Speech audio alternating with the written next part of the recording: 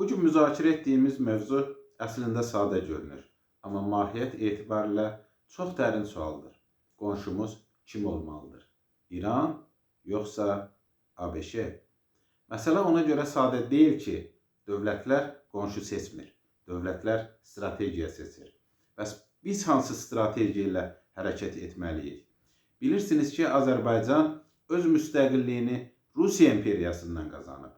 Bu, bir tarixi fakt və geosiyasi reallıqdır. Bu reallıqda Kreml postsovet məkanını heç vaxt tam itirilmiş ərazi kimi qəbul etməyib və etməyəcək.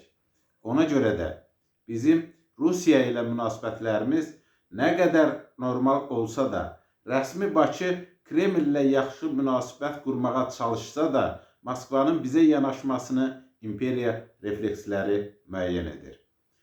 Digər tərəfdə isə İran faktoru var.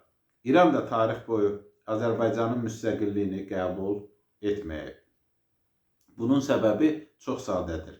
Azərbaycanın varlığı Güney Azərbaycanda milli şuurun formalaşması üçün bir stimuldur. Yəni Azərbaycan təkcə dövlət deyil, həm də ideyadır. Azərbaycançılıq ideyası. Qarabağ münaqişəsi dövründə biz bunu açıq şəkildə gördük. Gördük ki, İran dinli yaxınlığa baxmadı, geopolitik maraqlarını üstün tutdu və faktiki olaraq Ermənistana dəstək verdi. Bugün başı qarışsa belə, Ermənistanda revanşizmə dəstək verən əsas ölkələrdən biri məhz İrandır. Bu, bizim üçün ciddi dərsdir və biz məhz tarixdən aldığımız dərslərə nəzərən İrandakı prosesləri izləyirik və izləməliyik.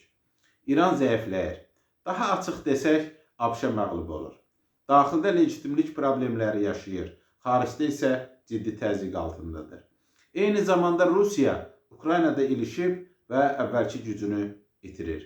Bu, tarixdə nadir hallarda baş verən ciddi bir vəziyyətdir.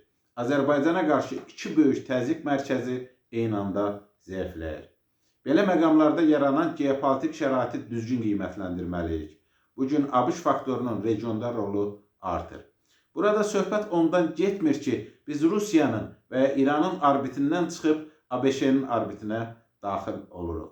Azərbaycanın yolu müstəqil siyasət yürütmək, milli maraqları əsas götürmək və bu dəyişən dünyada öz yerini gücləndirməkdir.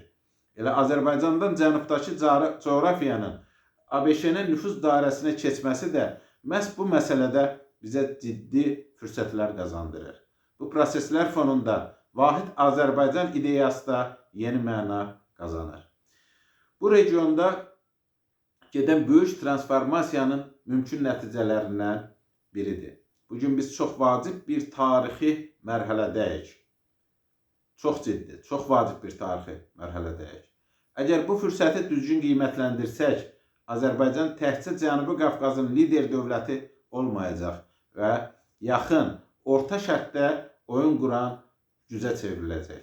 Odur ki, gəlinən nöqtədə hasil edəcəyimiz əsas qənaət budur.